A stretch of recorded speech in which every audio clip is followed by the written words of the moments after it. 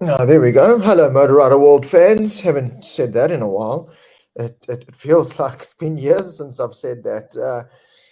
Welcome to Talking MotoGP live from our hotel room here in Chile.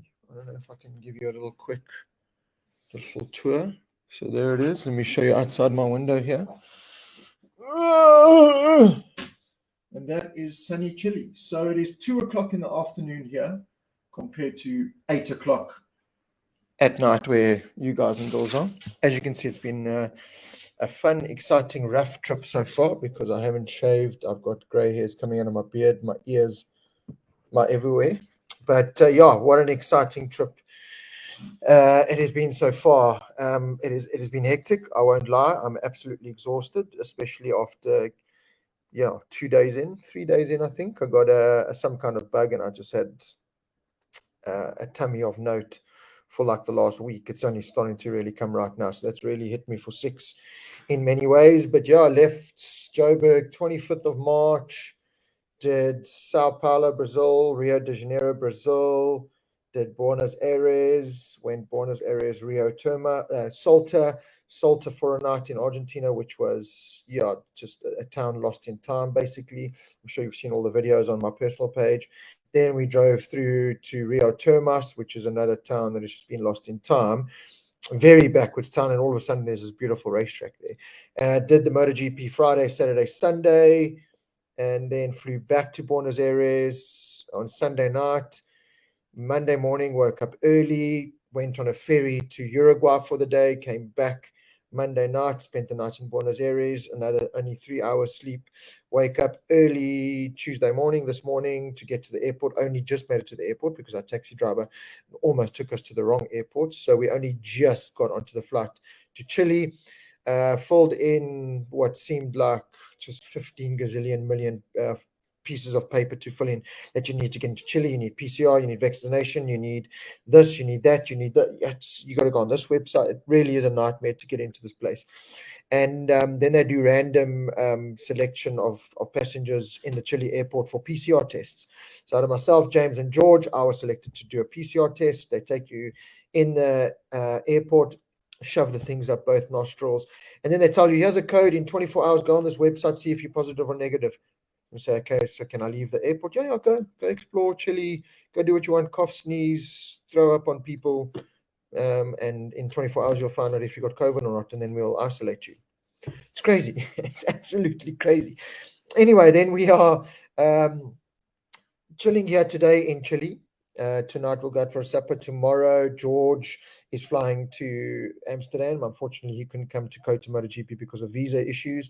Myself and James will spend the day here in Chile tomorrow, and then we fly out tomorrow evening to Houston to Austin for MotoGP Thursday, Friday, Saturday, Sunday. Monday, I fly to the UK, and then Tuesday, I land in the UK. Thursday, I fly to Paris, spend Friday, Saturday, Sunday with shares at the Le Mans 24-hour, and then Monday, I land in the UK to kind of sort my life out there. So, it has been chaotic. It has been absolutely chaotic, but exciting nevertheless. So we've got a lot to talk about. Luca Jefferson, Justin DP, Nicole Briat, Stephen LaRue, Stephen Berry, Mr. South America. How's it going? Yeah, it's going well. It has been absolutely awesome, but it is at the same time hectic. I think we've done 60 hours of actual plane flying at the moment. In the 19 days that I'm gone, it's just over 70 hours of actual plane flying, 80 something hours spent in airports and stuff. So it's been hectic, but certainly a trip to remember. Ryan Bland, Stephen Colgoxi, Roy Brando, Daryl Northard, Derek Dietlef, Francois Swanefelder. I'm kind of want to say, hopefully I got that right. Andrew Walker. It's Jacques looks better. It is better than Argentina. Let me tell you, it was nice to go to Brazil and Argentina, but if you haven't been, yes, I don't want to sound like a spoiled brat or anything, but you're not missing anything. It really is. It's I don't know how to put it. It's it's not like when you go to other places and you go, wow, it's run down. Brazil was run down in many places. Argentina was run down, although the city center was a good mix of like New York City and London.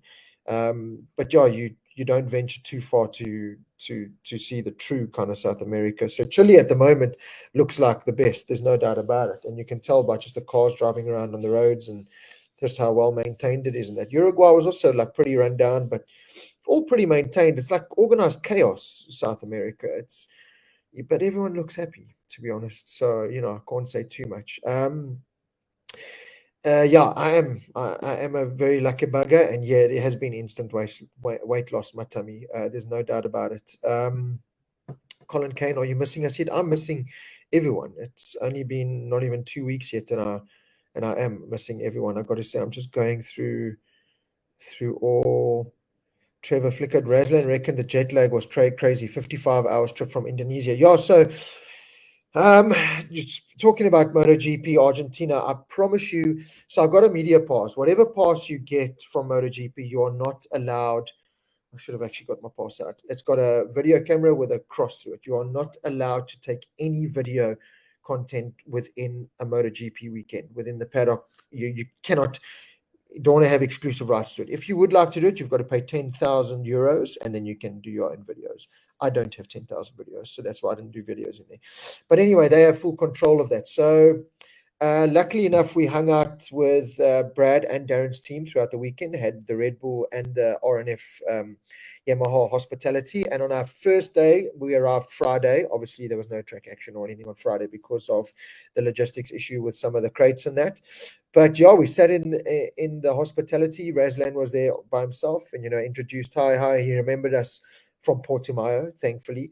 And we had a good hour and a half chat with Razlan. And I promise you, if I could video or GoPro or just video on my phone, the stuff that was said and seen and heard, I could create my own MotoGP Unlimited show. It is crazy, the stuff and the information you find out that you're just not exposed to when you watch it on normal TV. But it's very confidential stuff and it's very hush-hush stuff. It's, hey guys, remember this, and you're like, yeah, okay, no problem. So yeah, I'll never do anything to risk that relationship. So sadly, I can't spill the beans on a lot of the juicy stuff that was really said. We got to hang out, like I said, with Raz and Razli. One thing I can tell you about him is that he absolutely adores Darren. The whole team adores Darren.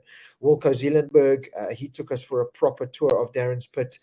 The Yamaha pit with Darren, they're very strict. So it's obviously Japanese with Yamaha. So you walk in there, you can't do video, you can't do photo. When the bikes are this, don't touch the bikes, don't.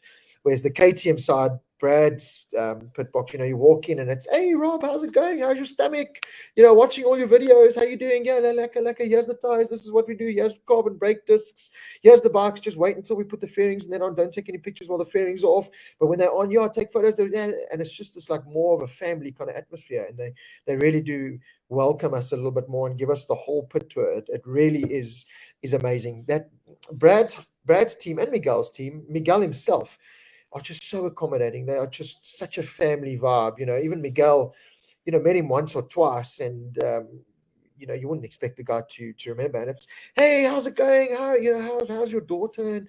And it's just this even with myself, James, and George, it's just this welcoming from them. So that is really awesome. That is something that in a way money can't buy. It's really, really awesome and very, very privileged to have that kind of relationship. Then Brad obviously takes you in, shows you the bike again.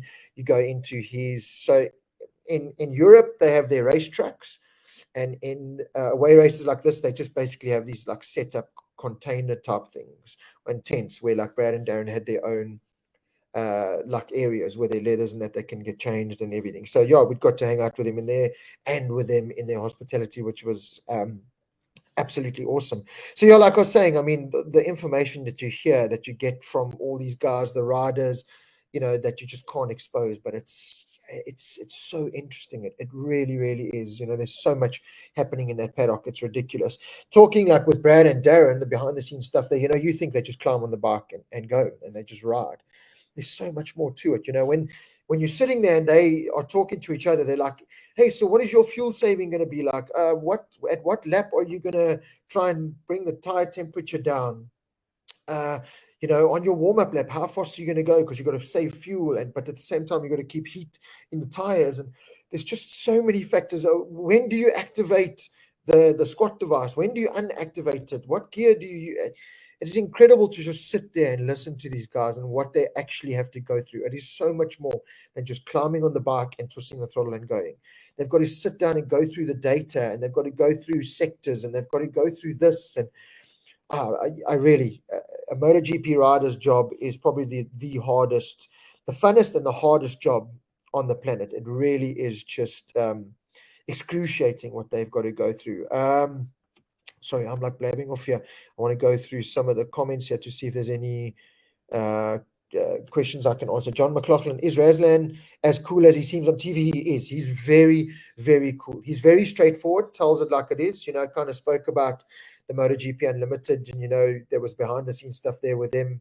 And, it seemed like he was a bit harsh in some situations, but what you see is what you get with Razlan. And Darren said the same. He kind of, he says it like it is. There's no kind of gray area with him, but a fabulous guy. Like I said, just welcomed us in, gave us track access passes for the weekend for George and James, even Maria, the PR lady from the team. So amazing, so accommodating.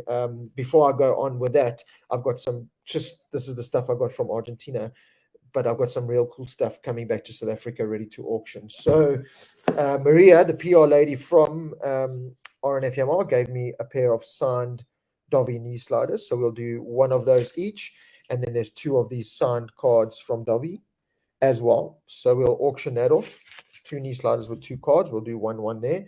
Then I've got 4 Darren knee sliders signed by Darren himself. Straight, like as he came off the track, he would take his knee sliders off and very kindly signed him. So I got 4 Darren knee sliders. And again, the highest bidder on one of those will also receive a signed Darren card. So that's really, really cool. Love that.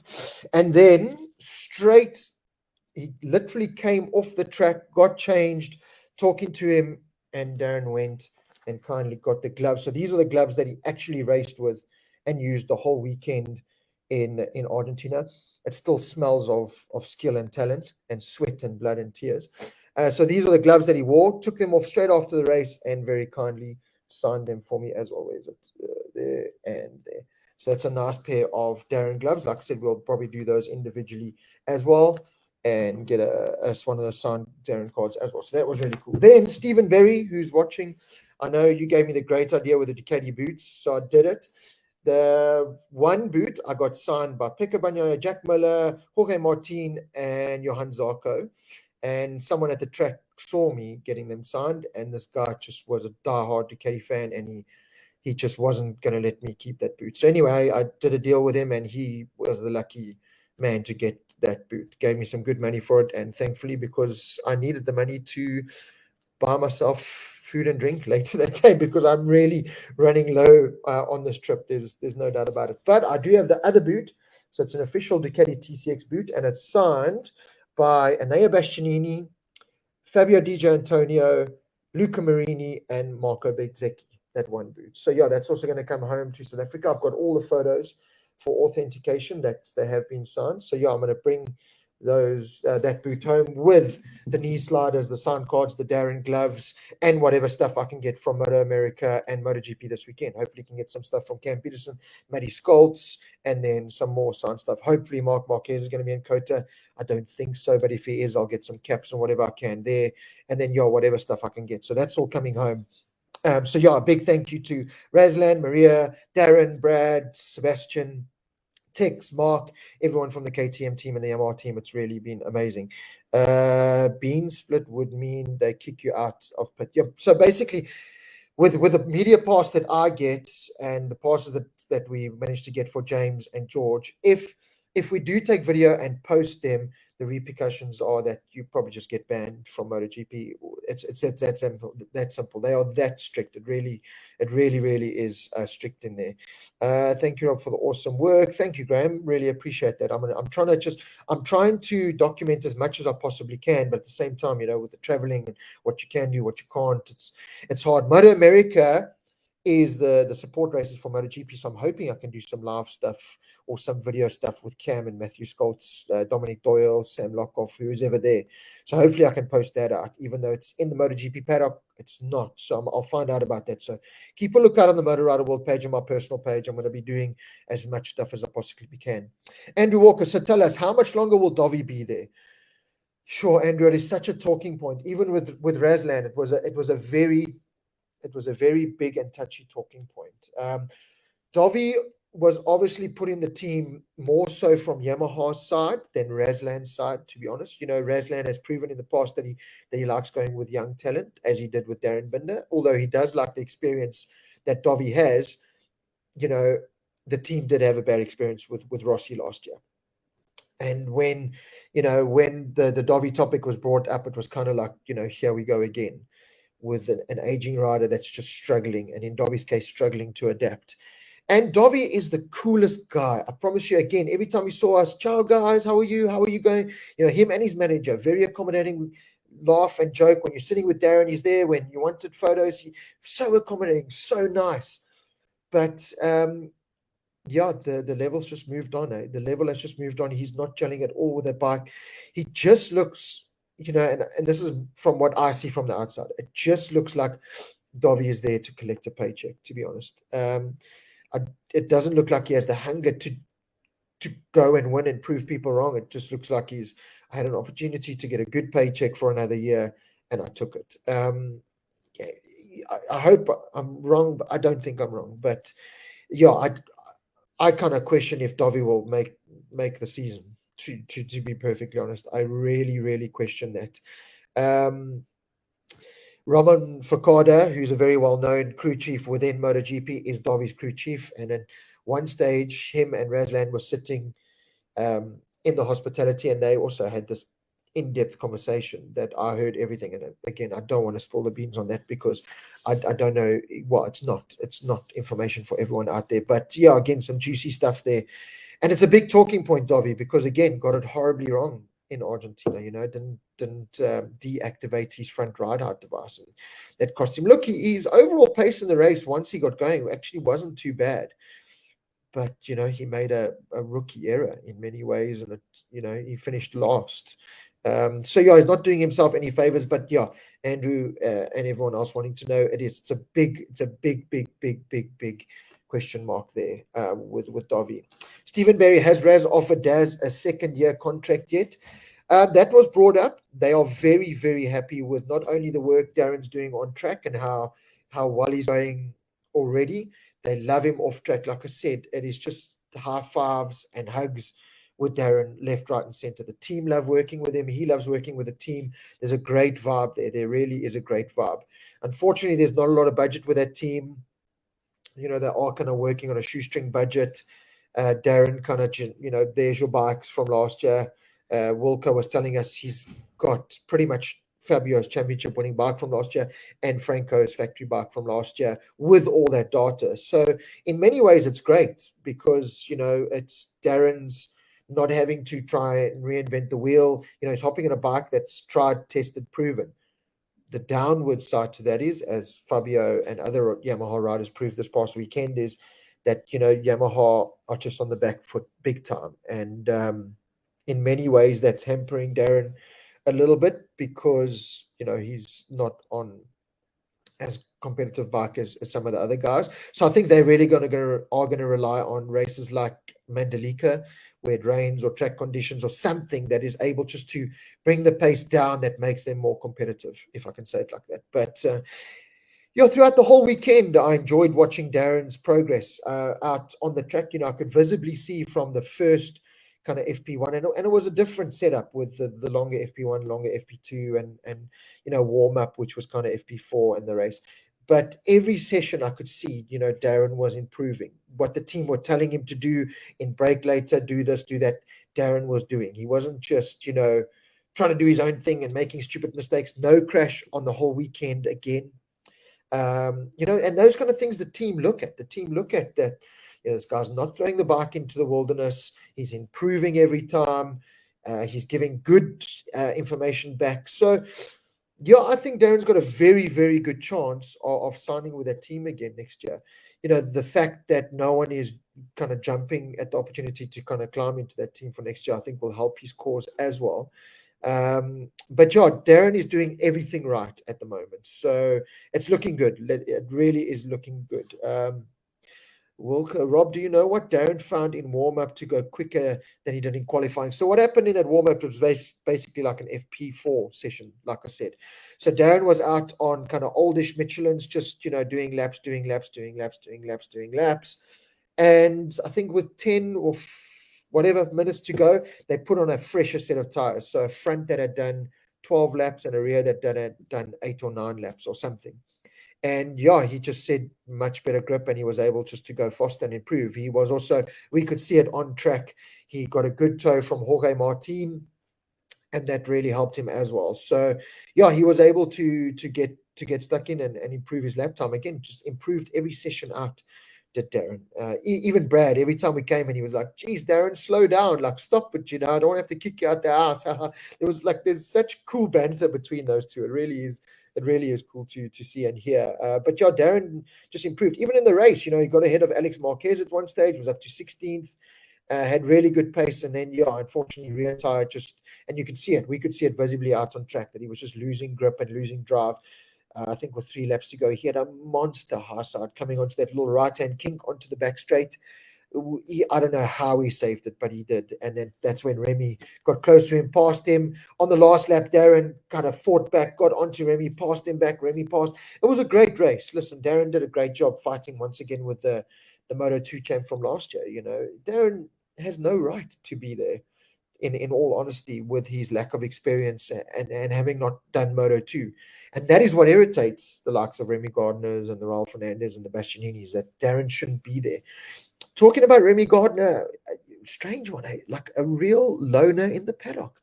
He just walked around the paddock like just no confidence, not this chest out. Like Darren and Brad are like, Darren is a different character. I'm a MotoGP rider, I'm taking this seriously. I'm going to make this work. Brad is just the smooth as butter, you know, going for a championship this year.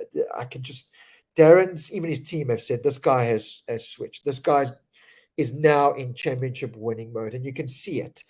Even after the race on Sunday, we were waiting for Brad to say goodbye and stuff.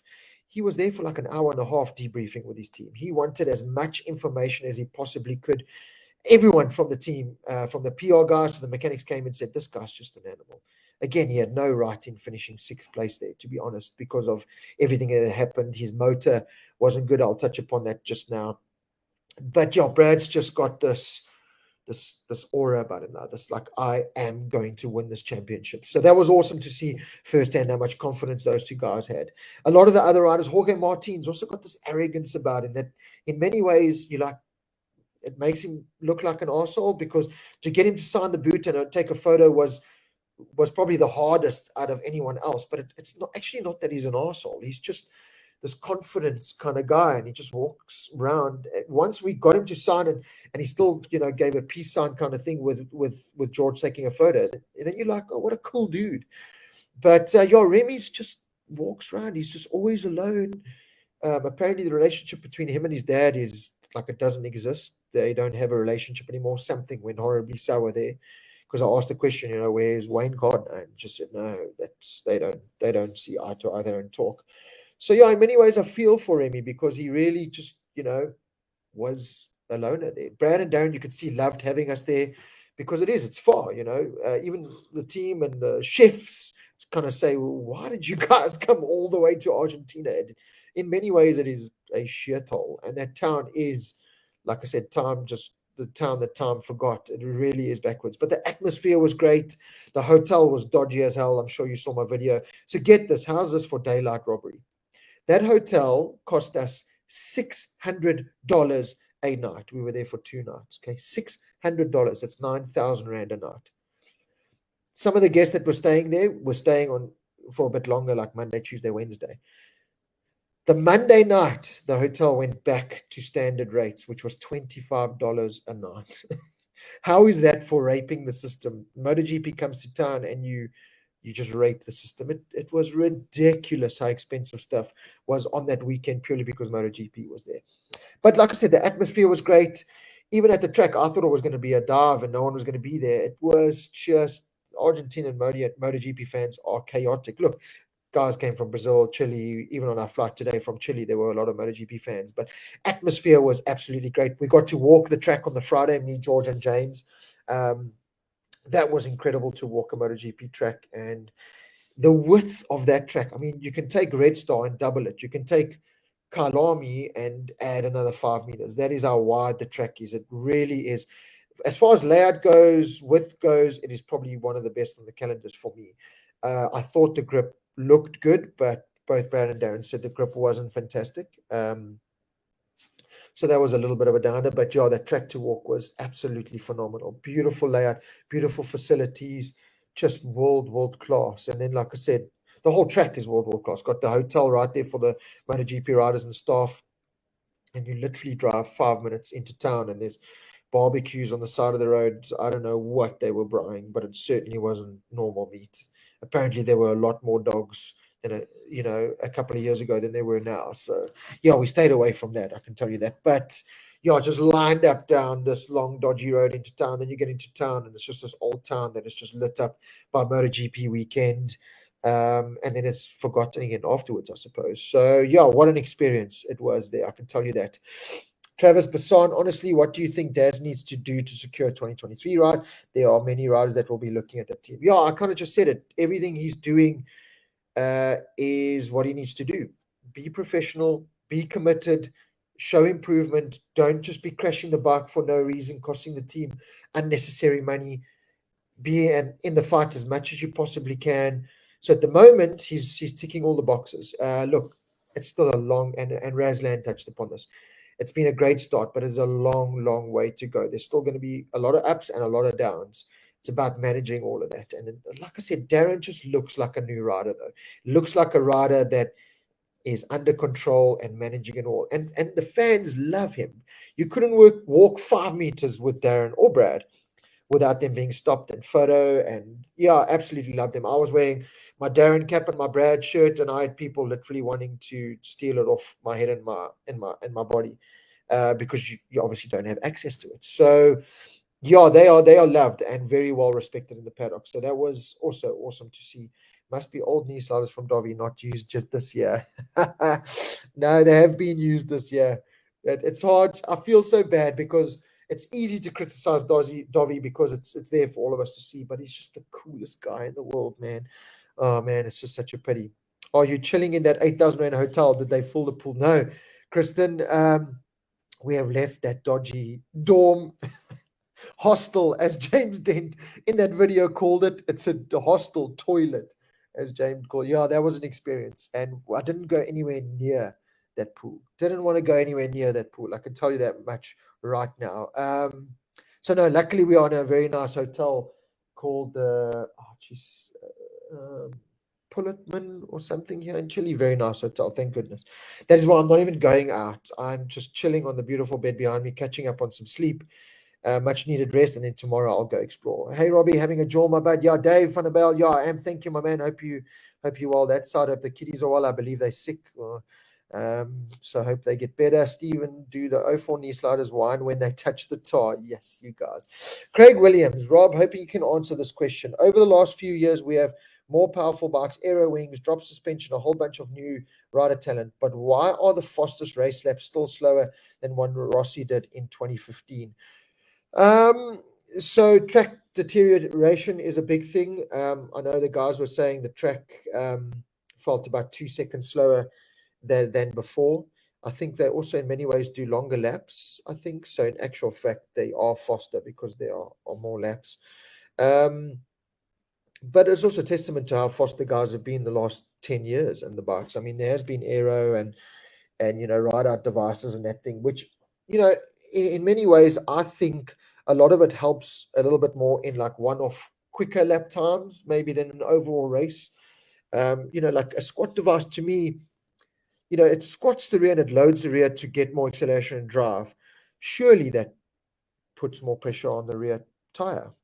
over 25 laps of doing that, you're adding more pressure. So there's many pros and cons to it, I believe. Speaking to a lot of guys in the paddock, they do think the tech is maybe, I'm speaking to a lot of the mechanics in the teams, and they do agree that, maybe the tech has gone a little bit too far, maybe just bring it back slightly, which I think Dorna are now starting to look at. So, yeah, let's see. Carmen Fisher, Aprilia were excellent, blew my socks off.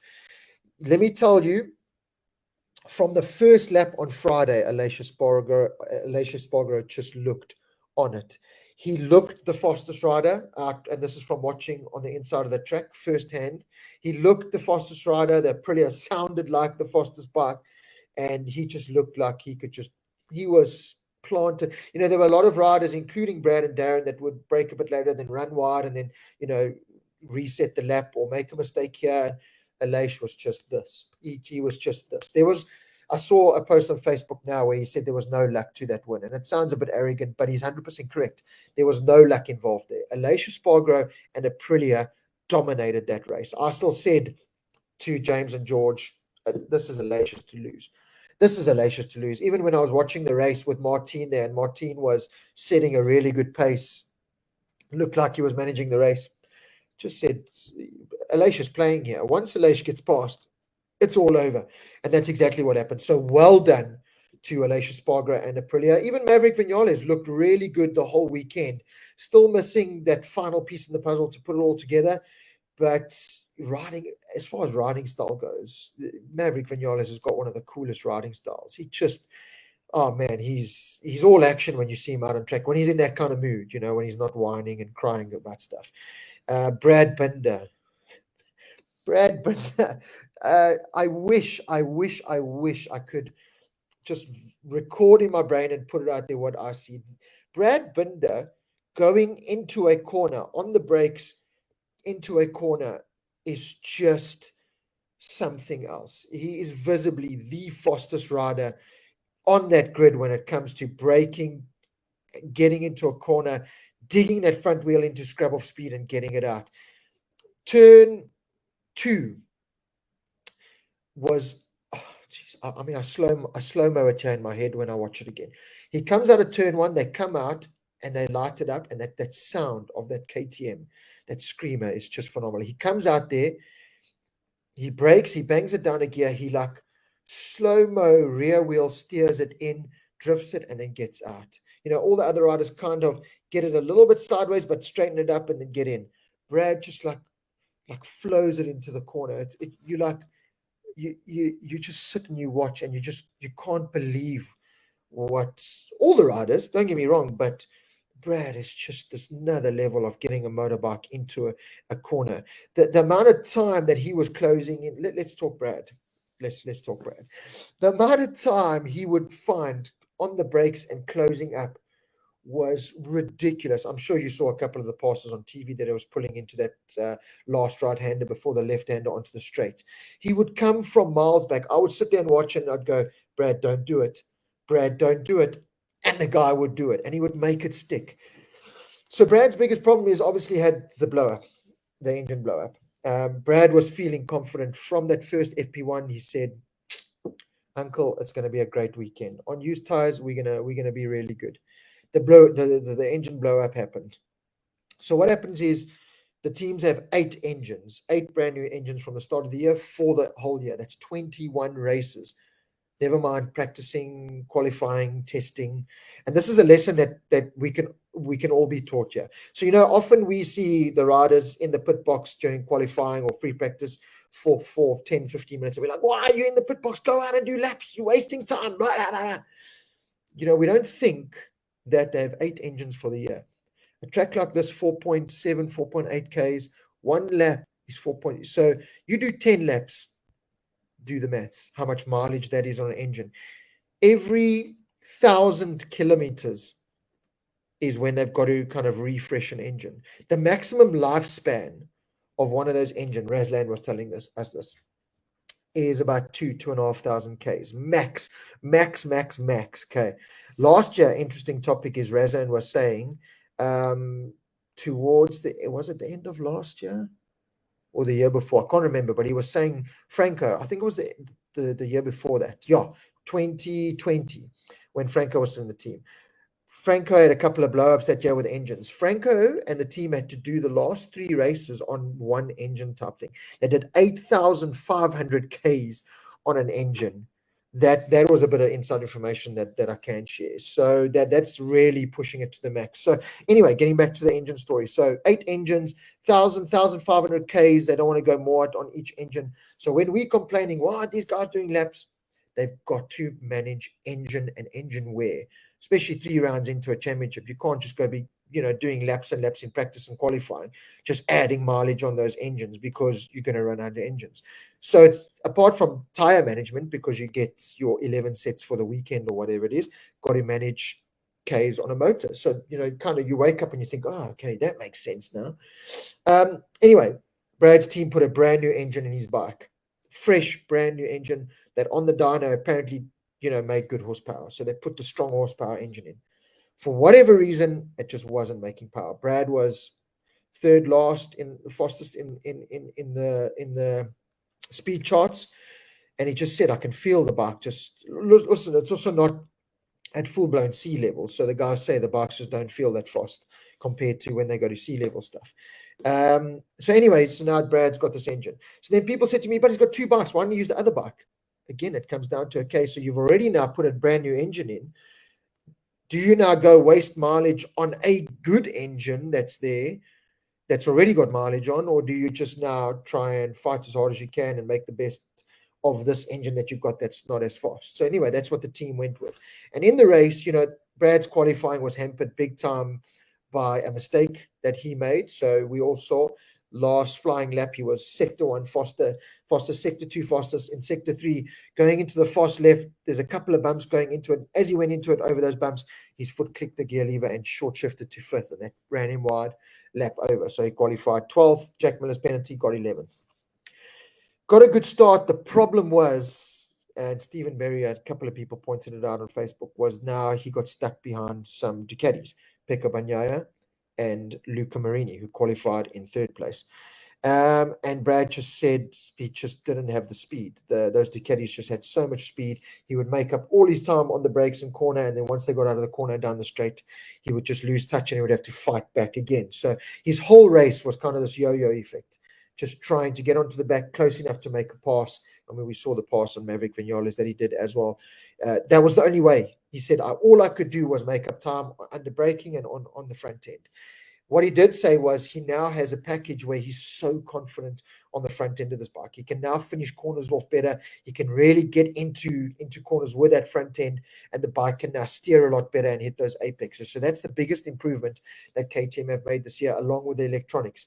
In Portimao, when I went last year, I just heard Brad's bike like cutting out all the time. I was thinking the guy was resting his foot on the quick shifter, because it was like he would get on the gas. He wouldn't be able to finish the corner, so he would be a millimeter, 2 millimeters off the apex, which in MotoGP terms is a lifetime. And then he would get on the gas and blah, blah, blah, blah, blah, blah. And I would say to Brad, what's going on? He said, we have so much spinning on the rear that the traction control is just cutting the bike out. This time around, lot better. You can see that KTM package works so much better. Luckily, I got right up close to that motorbike. Those new wings just look phenomenal. Nice, big, bulky. Got to, be close to the bike again. Beautiful motorcycle. Anyway, that was Brad Binder's race. So, Yo-Yo, unfortunately, the qualifying hampered him and those 2 Ducatis. But again, championships are won on the hard days, in my mind. It was a hard day in Mandalika with the ride height device sticking, which apparently was also a little bit of Brad's fault, because a lot of people asked me, I took a picture of the dash and the handlebar. So, okay, you got to think, because this is inverted, obviously. So right handlebar, you got your brake, your thumb brake, and your throttle. Left handlebar, there's a new little lever on top. That is your front ride height device to activate and to deactivate. And then you got your rear ride height device, and then there's something else, and then all the buttons.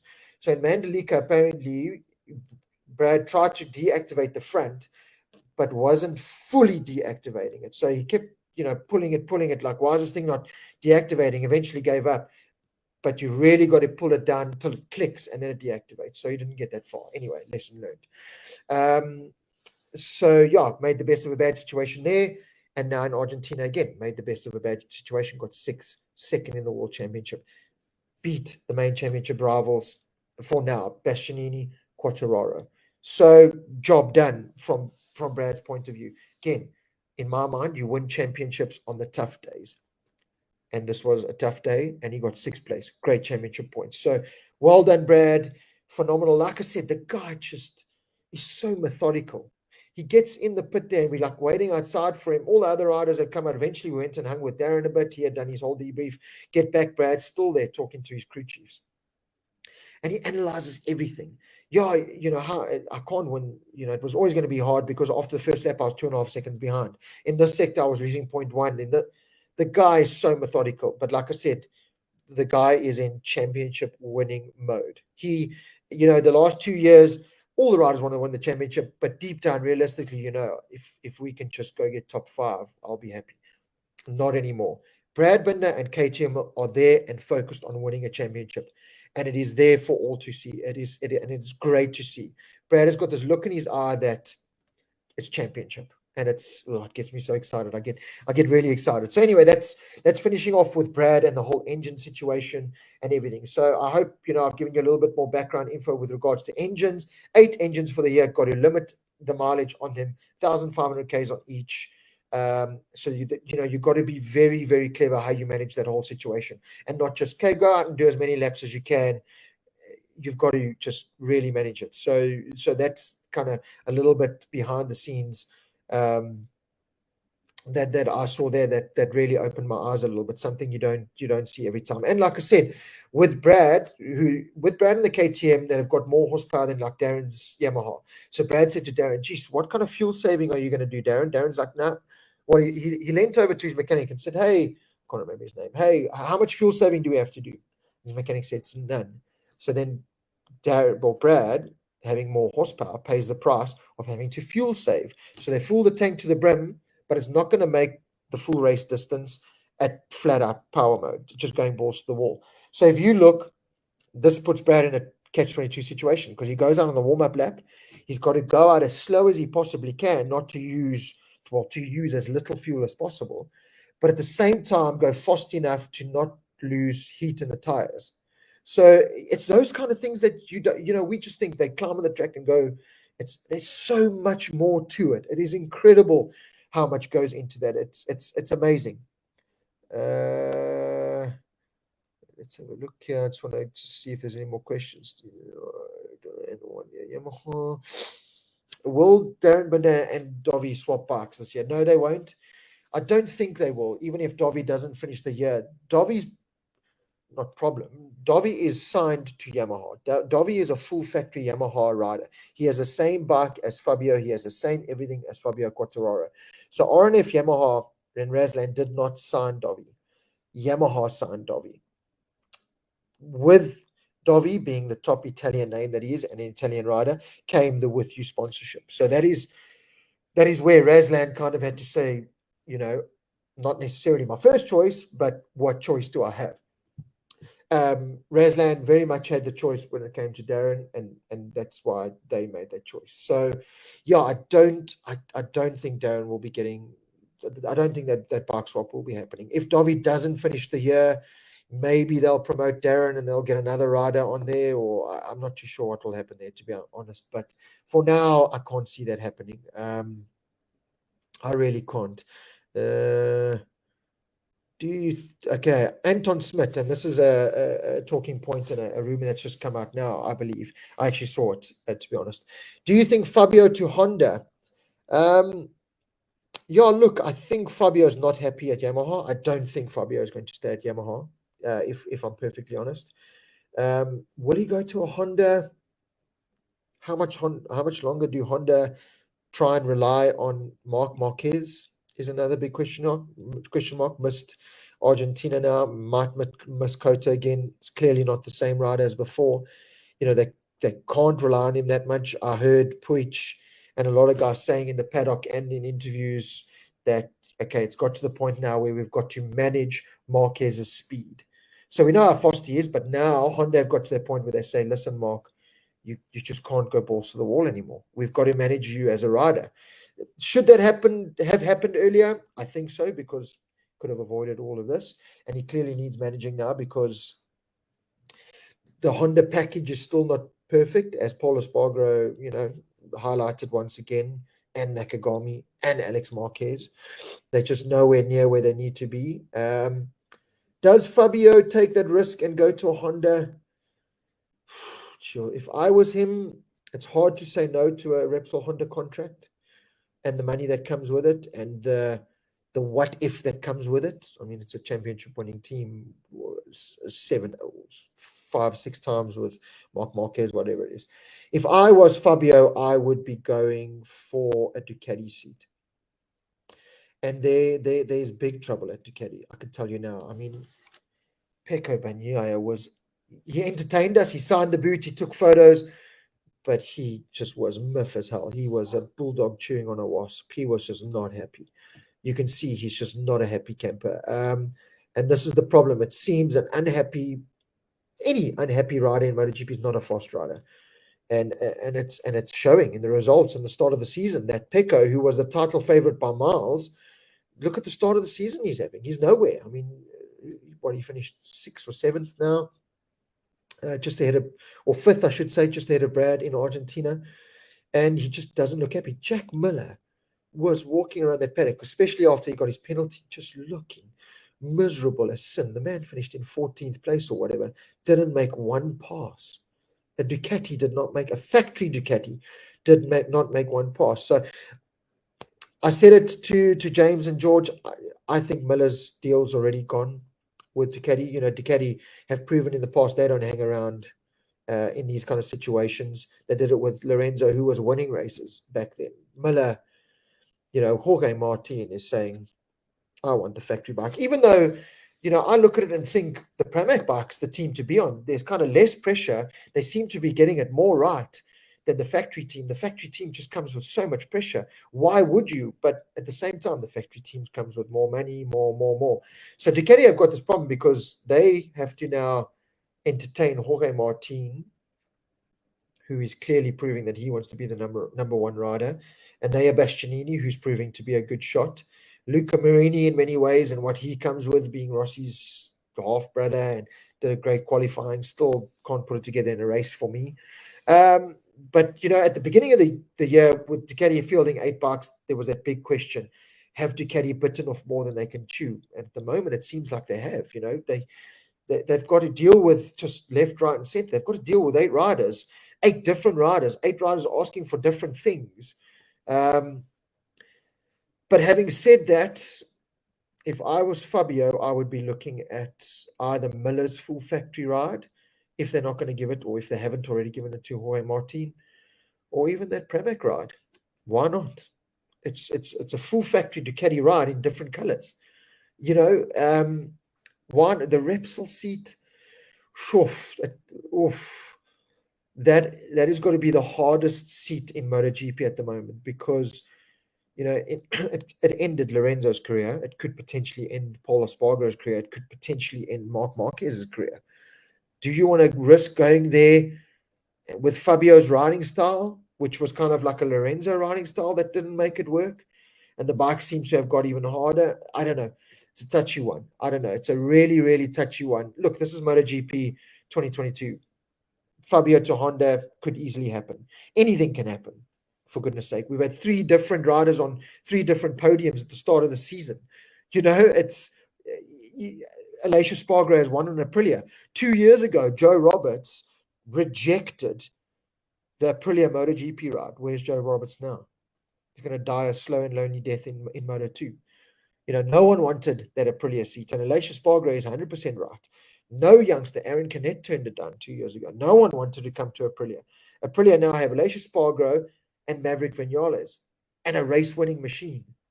I mean, this is MotoGP we're dealing with right now. Andrea Dovizioso, runner-up in the championship, one of the best riders ever, can't even come close to a top 15. I mean, that's MotoGP. So Fabio to Honda, yeah. Why not? Okay, yeah, Stephen Berry, Darren did have a crash in FP2. Sorry, you're right. Luckily, it wasn't a big one. He got back on, restarted the bike, and went.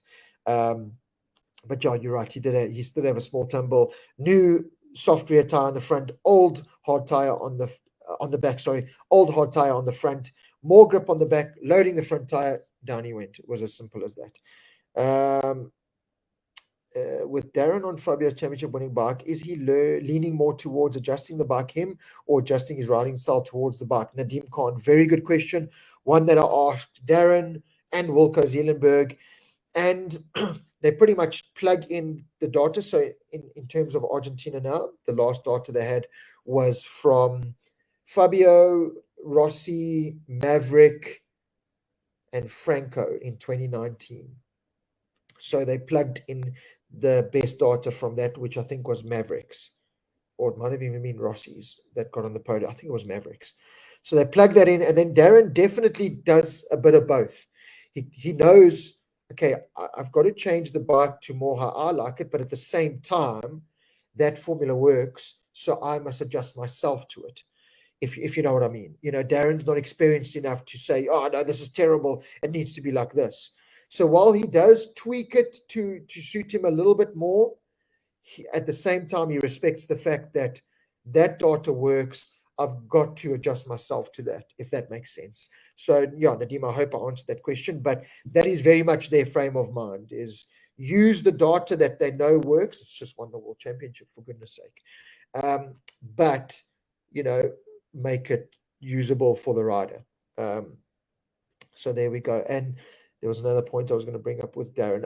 A lot of people ask me, but why is Darren always one of the fastest Yamahas in the speed traps?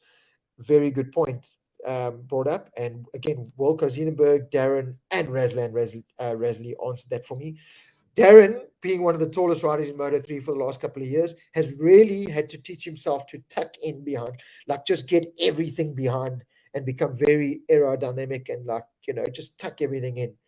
And that's what it is. He finds 2 or 3 Ks an hour literally in the way he can tuck his body and get behind the screen and not disturb the wind as much.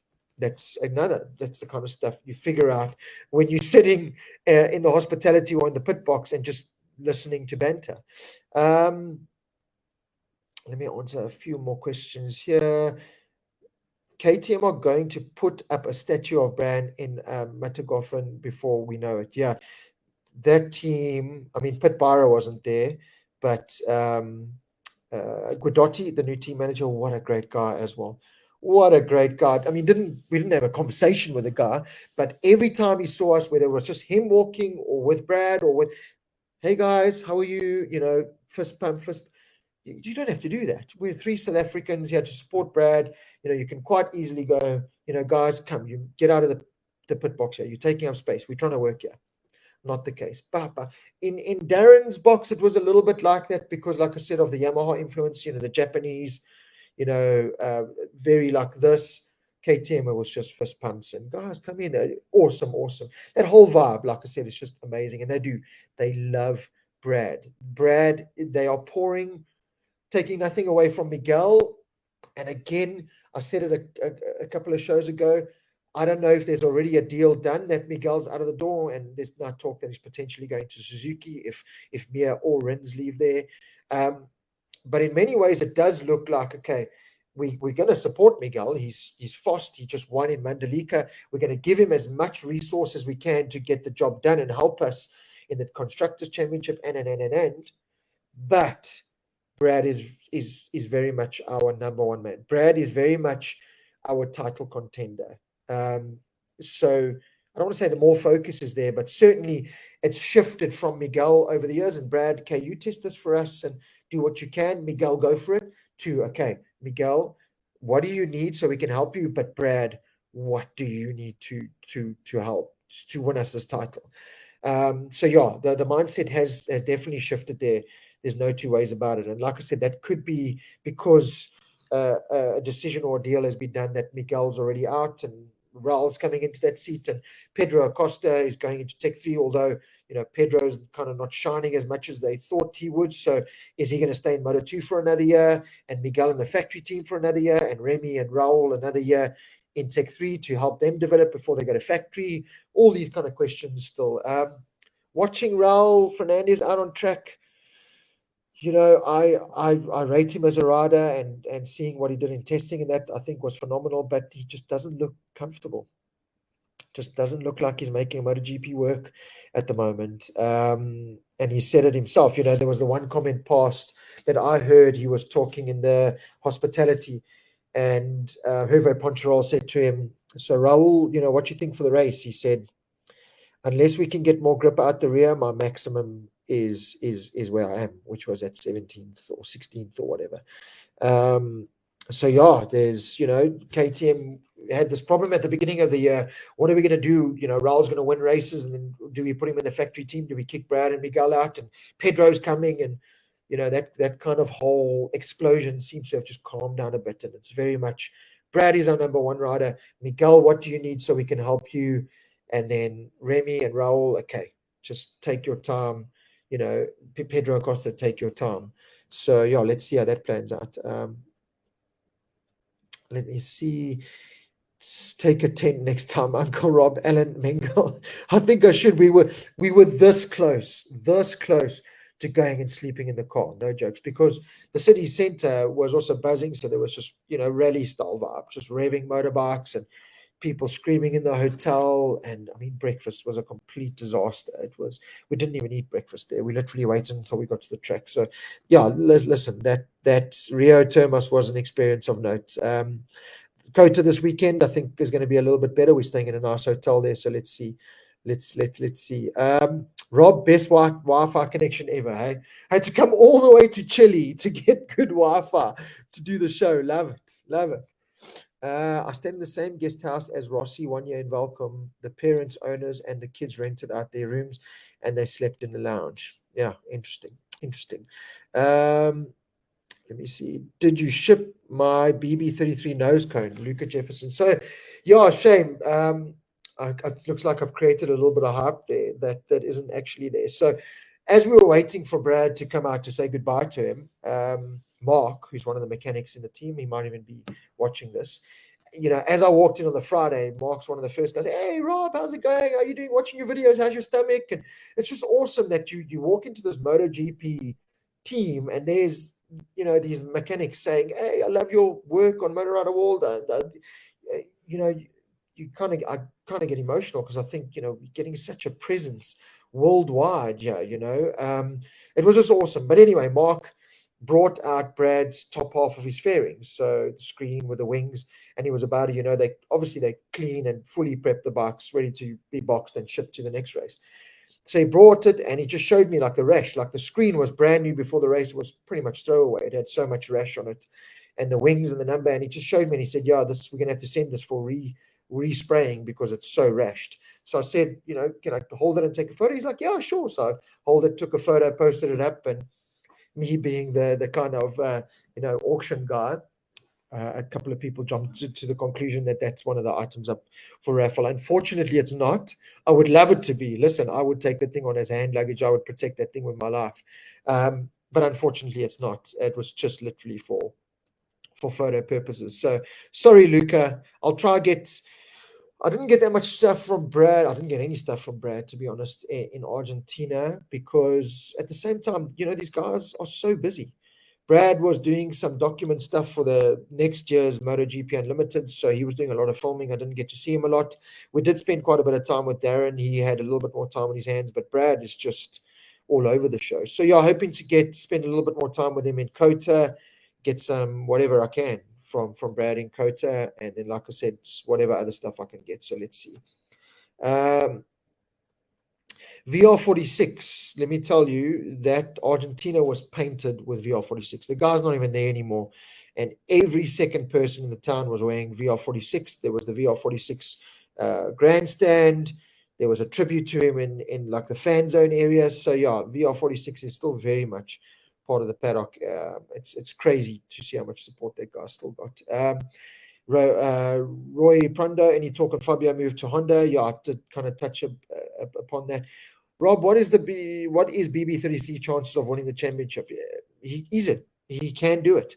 him, and last year and the year before, as much of a Brad fan and a believer I was that he could win the championship, realistically, when people said to me, Brad's going to win the title, realistically, I would say, I would love that to happen, but it's not going to happen. This year, when people ask me that question, I say there is no doubt, there's no reason why Brad and KTM cannot win the championship this year. Quick and simple answer. How's that? So on to racing Moto3. Garcia, great last lap. Let me tell you a quick story about Garcia. So we left Argentina, the track. We had to drive an hour to Tucumán Airport. Got to the Tucumán Airport. We sit down, and it's just like a MotoGP or Moto2, Moto3 paddock. So there's Jake Dixon. There's Albert Arenas. There's Ana Carrasco. There's Marshall Schrotter. There's Garcia. There's Izan Guevara. So the whole Aspar Moto2 team is basically there. Anyway, we climb on a plane. We climb on a plane with them. We get out there. We get to our bags, getting our bags. I've still got a picture with Garcia right next to me, George, and James getting his bag. We still said, hey, well done. Had like a little bit of a chat with him. He was like, thank you, thank you, thank you. We then landed in Buenos Aires at 11 or 12. Eventually got back to our hotel at 12-ish. We walked up. The only thing that was open was a McDonald's because now we hadn't eaten for hours, So we walked up to the McDonald's, literally just got in to grab something to eat before they closed. While we're in the queue, we look behind us. There is Moto3 race winner Garcia behind us in the queue with some of his team getting a McDonald's. I mean, that is what you experience when you go to a MotoGP, especially these away ones, at the airports. The crazy thing is, even at the track, I go to the toilet, which is by the hospitality. So in the paddock, go to the toilet. So having a wee there, I look next to me, there's Jake Dixon, minutes before the Moto2 are about to go out in his full leathers. Say, hey, aren't you supposed to go out? Yeah, I'm late. I'm just, one last piss before I go out. Oh, good luck, man. Yeah, thanks, man. Zip up and off you go. All the Moto3 riders, you go in there to the toilet. There they are. There's Fabio Quattro. It's like you hang out at the toilet and you can meet all the riders. It was literally that. So, yeah, that was awesome. That was awesome. You can't do that kind of thing in Europe because it's so much more exposed and there's so many more people in the paddock and stuff. So, yeah, these away races, that's the kind of thing you get exposed to a little bit more. So, yeah, it's awesome. Ati Herbst, yeah, no. John McLaughlin, 200th race for Aleix Espargaro, and he won it. Love him or hate him, and I was a little bit upset with him, and I lost a little bit of respect for him after the race. I was waiting to get these boots and that signed and meet all the riders, and a lot of the riders still came in their suits and they would sign and take photos. Not just with us, with everyone in the paddock, and it's not that busy. The paddock, it really is limited with them. To get a paddock pass these days is very, very, very difficult.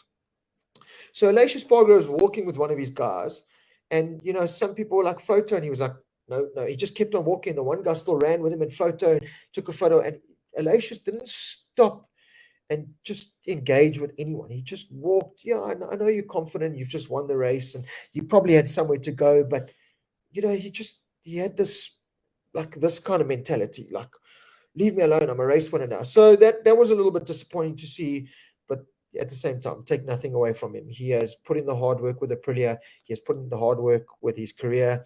And for him to win a MotoGP race, especially on a weekend like that where he dominated, there was no luck involved. He dominated from the first practice to the last lap of the race, and he thoroughly deserved it, as did Aprilia. So, and everything, Aleix, he's got a lot to say and everything behind the scenes, which, I don't agree with, but, he did the job and you have to respect him for that. Gerard Kraus, I did not like Aleix behavior when he won. Sure, the people on the phone could at least wait for him to attend to all his paying fans and sponsors. I think he can get lessons from the Binders behavior.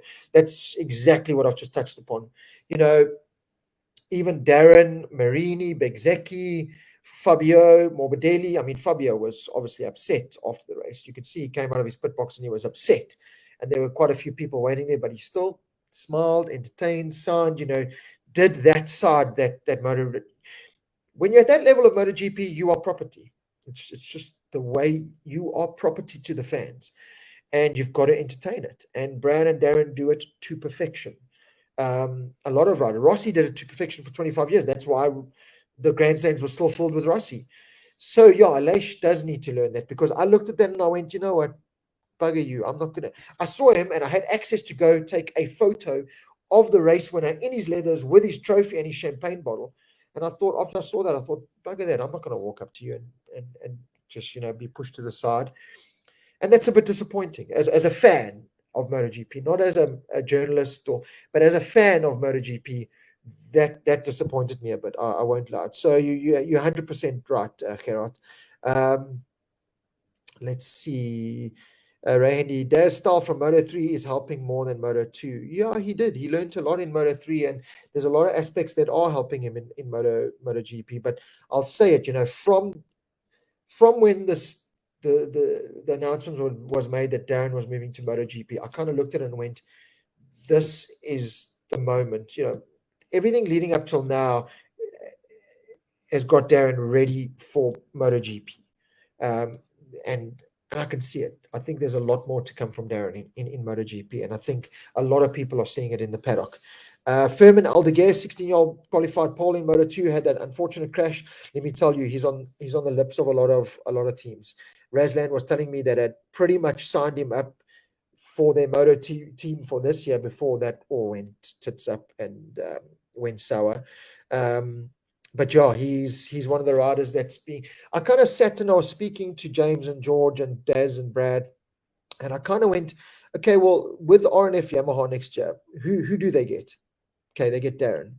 Who else do they get that is going to be semi-decent, that's going to be an attraction, that's going to want to come? You know, it's, with all due respect, it's not the greatest team in the paddock now. You know, it's not Petronas anymore with Quartararo and Morbidelli. It is now, you know, at the back end of the field. So who do they get and who wants to come there? And we were kind of going through names, and, you know, I kind of said Aaron Canet. You know, will they be able to lure Aaron Canet there, or will, you know, one of the Ducati teams get him?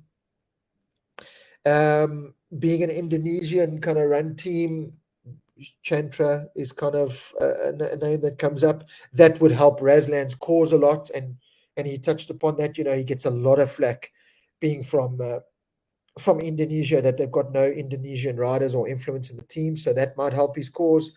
So yeah, Firmin Aldeguer is certainly one that's on the radar. I think he'll do another season in Moto2, simply because there's too many fast riders in MotoGP that are going to be looking for seats next year.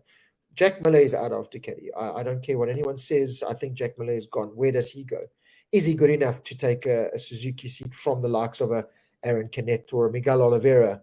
You know, I don't know. Has Jack done enough? Has he shown that he's got the mental capacity to do enough? I don't know. I honestly don't know. Alex Marquez, you know, how long is his name going to keep him there? He hasn't done anything.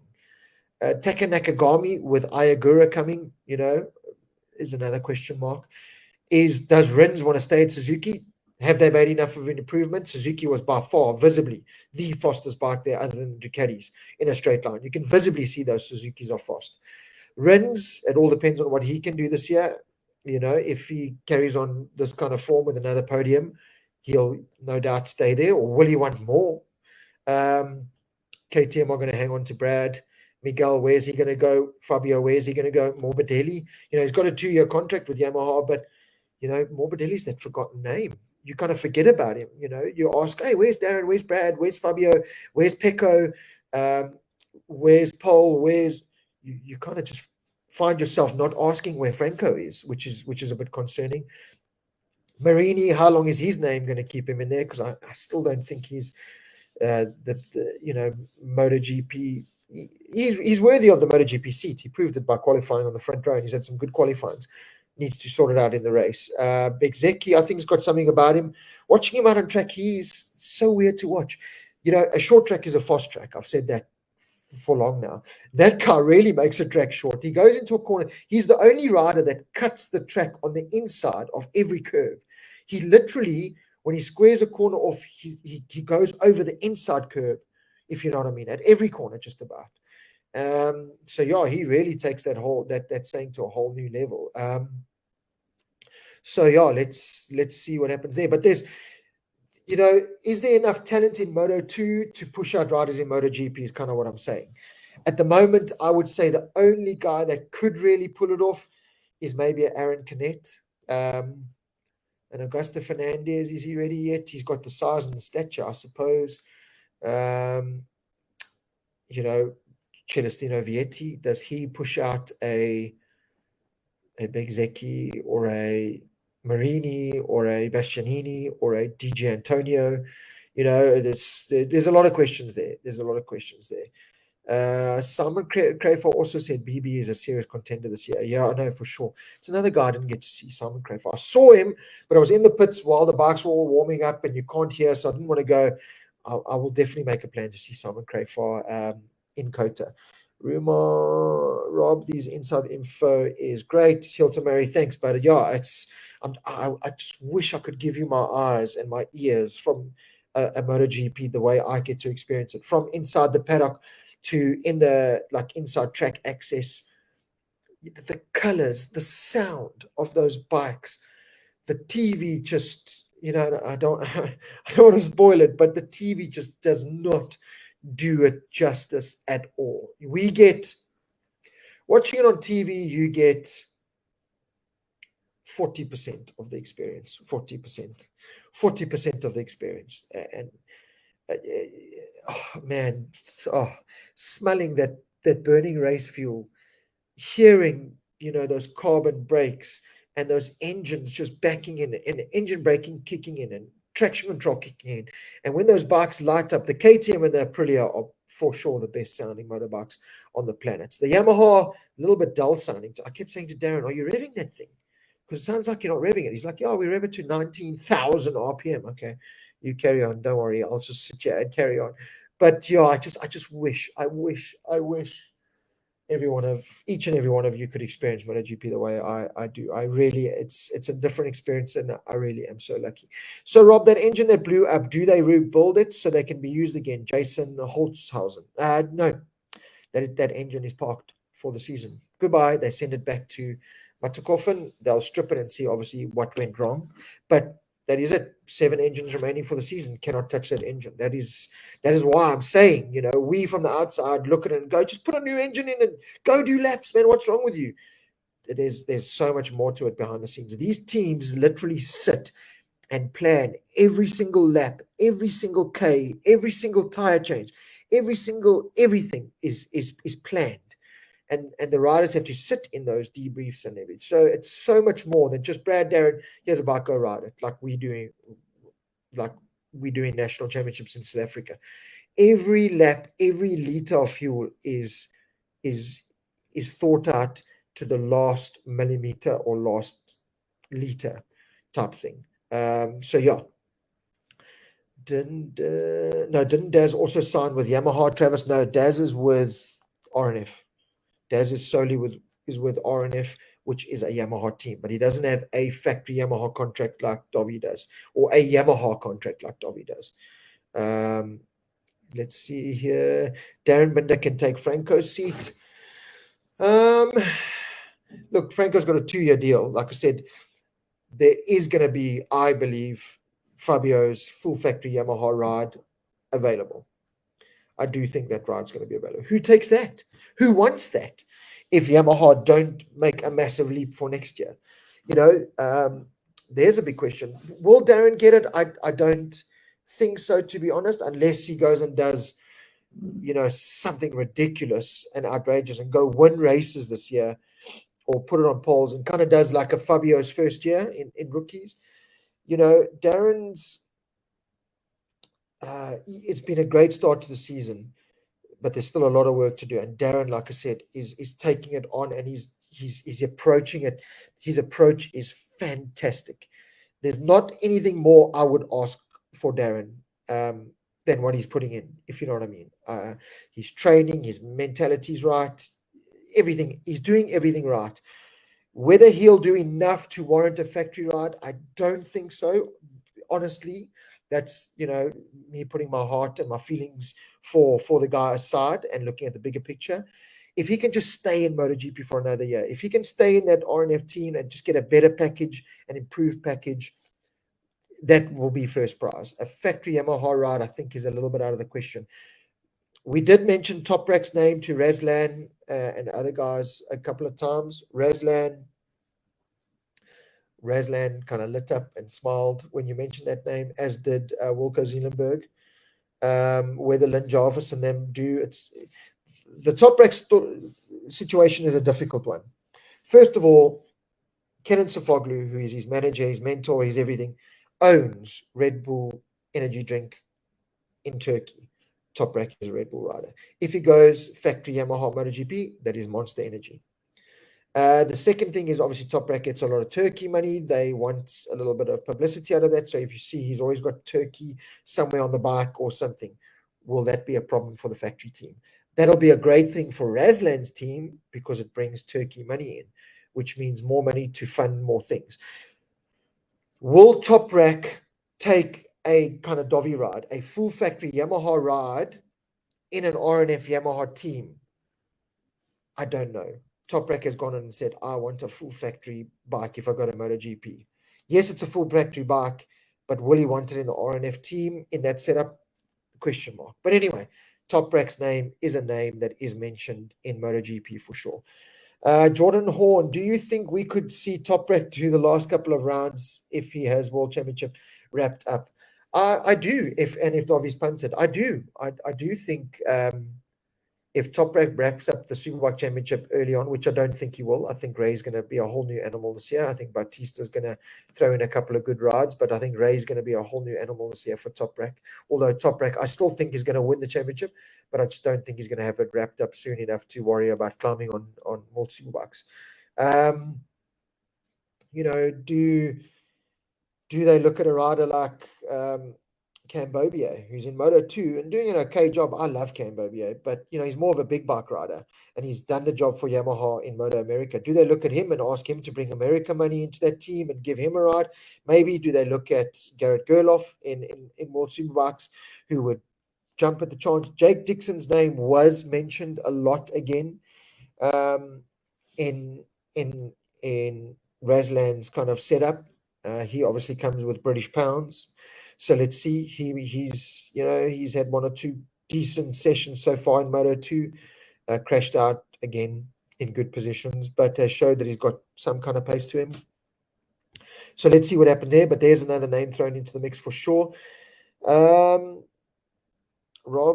is it true that Alex Marquez is considering retiring from MotoGP racing? Nicole Briat. So Nicole, no, that whole Alex and Mark Marquez retiring from MotoGP was an April Fool's joke. I don't think there's any backbone to that at all. Although Alex is just having a disaster, and he again just looks like a guy that walks around and just doesn't seem as passionate or interested, to be honest.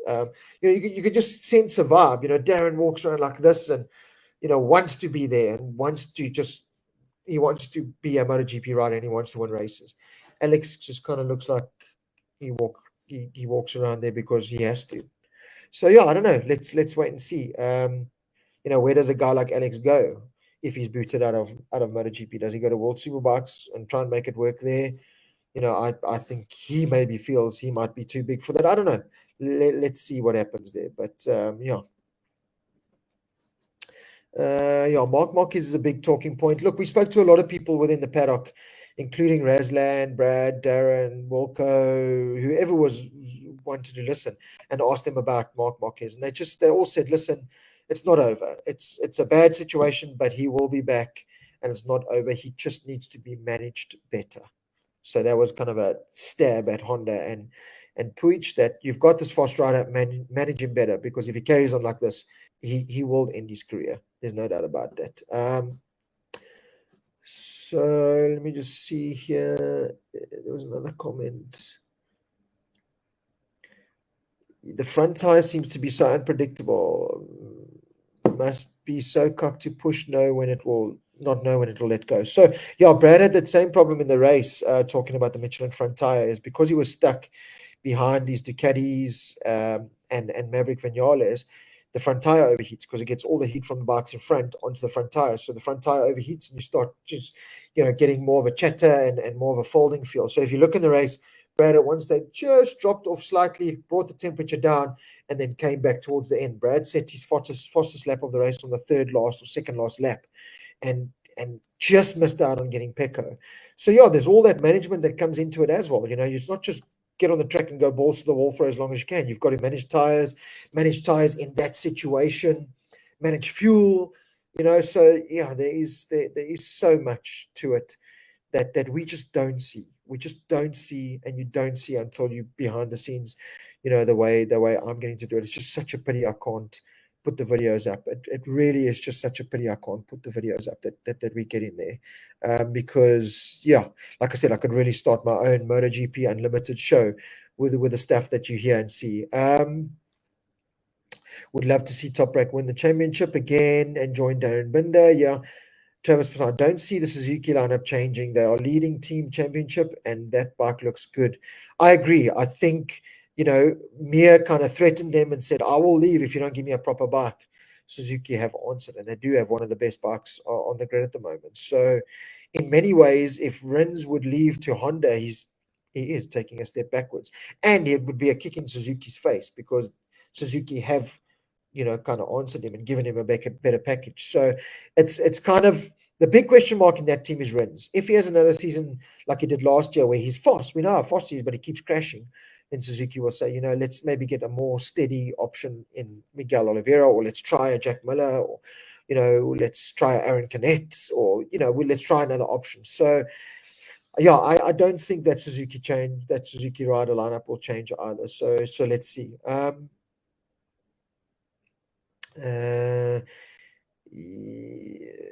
Oral is going to be fun. Yeah, Oral is going to be fun. There is a lot of pressure. There really is a lot of pressure coming from every angle. And we all thought he was going to be fantastic. Give the guy time. And I think KTM have recognized that. Let's not rush them. You know, we've got it. Same with Pedro Acosta now. You know, it was all blown up. KTM now realize we've got a solid base and foundation with Brad. We've got a good option with Miguel. That rider lineup might not even change for next year. Who knows? So let's see. Johan Brits, Rob, what is realistically is Brad's chance of winning the championship? Johan, I've answered that question. It's very real. It's very realistic. There's no reason. I have no reason. The last 2 years I had doubt. I have no doubt anymore. Why Brad and the team can't win the championship. I think they've adapted to more situations. I think Brad's now in his third season. He's a stronger rider, mentally, physically, more experience. He's 27 now or 28, so that's more experience. So yeah, watch the space. On the bad days is when you win MotoGP weekends. And I was having the conversation with Brad after the race when he was a little bit disappointed. And I said, Brad, what happened in that weekend in Argentina last year or the year before would have been a 12th, 13th place finish. It was that bad. Now it's a 6th place finish. A bad result is a 6th place finish for Brad and KTM now. And he kind of agreed with that. So yeah, it's, you know, to win a MotoGP championship in this day and age is about management. Fabio got the best out of it last year. Fabio was by no means the fastest rider last year. Joan Mir, the year before, was by no means the fastest rider. It's how you manage the whole season. And that's Brad's strength, is management. He's always been the best at getting the best out of a bad situation. And in the past, that bad situation was getting a KTM to 9th or 11th or 10th or whatever at Qatar, where it shouldn't be anywhere near. You know, Brad did that. So now that is Brad's strength, is to get the best out of a bad situation. And 6th place is getting the best out of a bad situation. That I look at the bigger picture and I look at that and I go, that to me is MotoGP championship winning credentials. Is on a bad day, you finish 6th. How's that? Fabio is box office. I agree. Fabio is Netflix. Werner van der Spey definitely not on DSTV. That's talking about MotoGP Unlimited, obviously. Daniel van der Sant, if Acosta is struggling with the jump to Moto2 being such a talent, it speaks to what a great job Daz is doing with the jump straight to MotoGP. Couldn't agree with you more there. Couldn't agree with you more.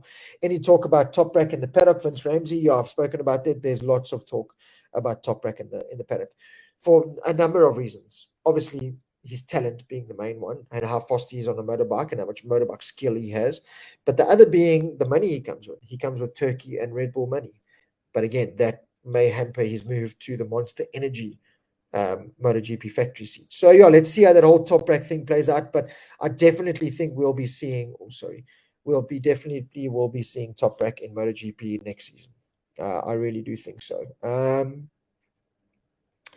I just want to see, Rob, make a Rossi video and let someone leak it next time you are sitting in the tent. Yeah, no, I kind of just, I don't want to be this guy that's complaining, traveling the world watching MotoGP and complaining about accommodation. I try and just show off the funny side of it, to be honest, because I will sleep in a tent on the side of the road to go watch a MotoGP. It doesn't bother me. It was just like, the Termas Rio accommodation was like, we've come from this beautiful accommodation in Buenos Aires, and us as South Africans in South Africa watching Argentina MotoGP, we just think, luxury, glamorous in a beautiful city. Meanwhile, it's in this like dive, this town that time forgot, with donkey carts driving around, well, not driving, walking around, and degraded buildings and real like poverty. Or I say poverty, it's poverty, but they're happy. Kids are running around happy, the people are happy. And then all of a sudden there's this beautiful world-class MotoGP facility. It's kind of like Velcom, I suppose. No disrespect to anyone from Velcom. It's not a racetrack in Sandton. It's a racetrack in Velcom type thing. So yeah, it's the same kind of thing. So yeah, let's see. I think that's pretty much it for now. Question, Stephen Berry, question. Did you lock Don up and forget to let him out before you left, Rob? No, I never. I really didn't think this was going to happen. Like I said, we're talking about a GP this year. I've had shares on the show. I'm going to try and just mix it up. But for this one, it was a last minute dot. I was literally at the airport going, right, I could make it in the hotel, back to the hotel in time to do this. And then I just thought, with so much info that I've got to talk about, I'd rather just do it myself. So I will definitely get on in future episodes to help out when things have calmed down a little bit more. But for now, it was just let me just rant on about the experience and everything that I've had. So yeah, don't worry, Don will be on in future episodes along with some other people, no doubt about it. We've still got a Simon Crayford chat to do. I'll have Shez again. I'll try and get as many different people on as we can to mix it up, get different opinions. So that's what Talking MotoGP is about. So yeah, on that note, thank you so much everyone for tuning in. I'm absolutely exhausted. I'm going to go chill on the beautiful double bed that I have behind me in this nice accommodation. Thank you so much to everyone for tuning in, supporting, liking, sharing all the posts on Facebook. Again, just carry on helping promote and spread the word that is Motorrad World. Let's get it out there as much as possible. I will do Kota this weekend. I then fly out Monday afternoon. So yeah, we'll look at doing a Talking MotoGP from Kota probably Tuesday night, because I'll be in the UK on Tuesday night at my sister's house on Tuesday night. So, and the time difference is not as different as it is here. I'm 6 hours behind here. So let's plan at pencil in Talking MotoGP after Kota for Tuesday night. I'll try and get as much info from there. I'll try and get as much signed memorabilia like Darren's actual gloves that I did from Argentina. And then, we'll just do another general catch-up. And the nice thing is I'll be chatting to Cam Peterson, Matty Skoltz, and all those guys from Kota as well, from Moto America. Hopefully I can do video interviews and video content in their pits and bikes and stuff from them there. So, just keep a lookout on the Motorrad World page and my personal page. And please just carry on liking, sharing Motorrad World. I really want to, now that Motorrad World is going worldwide, with me being based in the UK, but still getting the South African content, I just want to put it out there as much as possible, just to keep the word going, just so that no one worries. Motorrad World is not going anywhere, despite what some of our competitors in South Africa will spread ridiculously stupid rumors, as they like to do. One of my biggest gripes with my competitors in the South African motorcycle media market is they just out to get us. So they just spread the most ridiculous rumors you'll ever hear in your life. None of them are true. Motor Rider World is going bigger and better with content like this that none of the others in South Africa can even dream about bringing you. So don't worry. So yeah, thanks. And until next week, Tuesday, keep a looking on my page. I'll put up as many photos from the Kota weekend as I possibly can, and some videos with Cam and all those guys from Moto America. And then we'll catch up with you live from the UK, my sister's house, on Tuesday night. Thank you so much, everyone. Keep well. Enjoy the rest of your week. Stay healthy. Enjoy the MotoGP from wherever you are. And we'll chat next week, Tuesday. Cheers, guys and girls. Bye.